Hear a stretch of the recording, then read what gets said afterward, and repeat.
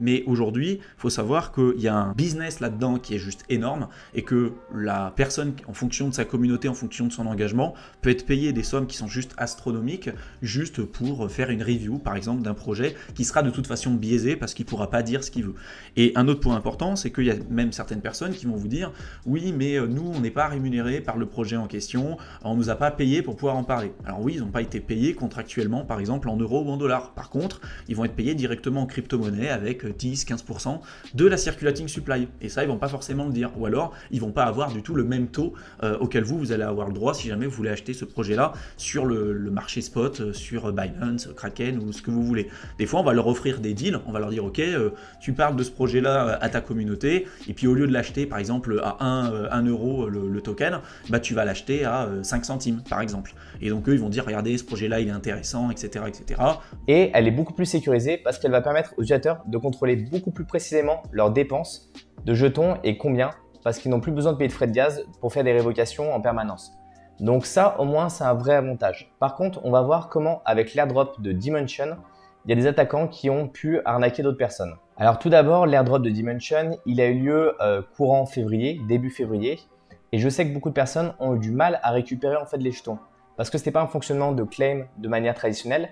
Là, il y avait une première étape où vous validiez votre adresse sur la plateforme il y a de ça là à peu près un mois, et après, vous deviez récupérer directement vos jetons, sauf que les jetons vous étaient envoyés directement sur votre portefeuille.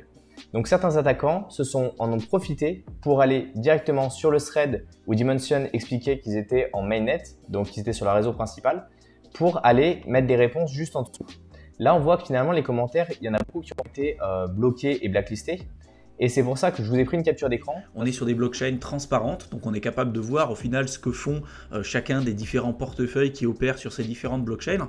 Et l'avantage d'utiliser les bons outils, c'est qu'on va être capable de pouvoir traquer ce que font notamment les gros portefeuilles sur certains projets en question. Donc par exemple, si vous investissez sur un projet et que vous vous rendez compte que sur le court terme, par exemple, c'est un projet qui baisse beaucoup, mais que la puissance vendeuse vient principalement des petits porteurs et que derrière vous avez 2-3 grosses baleines qui au final sont en train d'accumuler énormément de cette crypto-monnaie, ça peut être un signe de votre côté en vous disant tiens, là il y a un point de vigilance à avoir, peut-être qu'il y a des choses que fondamentalement j'ai pas trop cerné, si a priori ces grosses baleines continuent d'accumuler ces projets-là, c'est qu'il y a peut-être des choses intéressantes ou des choses que j'ai pas forcément cerné de mon côté. Donc c'est un outil supplémentaire que je vais vous présenter ici qui va vous permettre de faire un début d'analyse on-chain, et cette analyse on-chain, vous devrez bien évidemment la mettre en lien avec les analyses fondamentales et toutes les recherches que vous aurez déjà. Qu'est-ce qu'on compte dans la circulating supply? Parce qu'on nous dit que c'est une métrique qui est importante et qu'il faut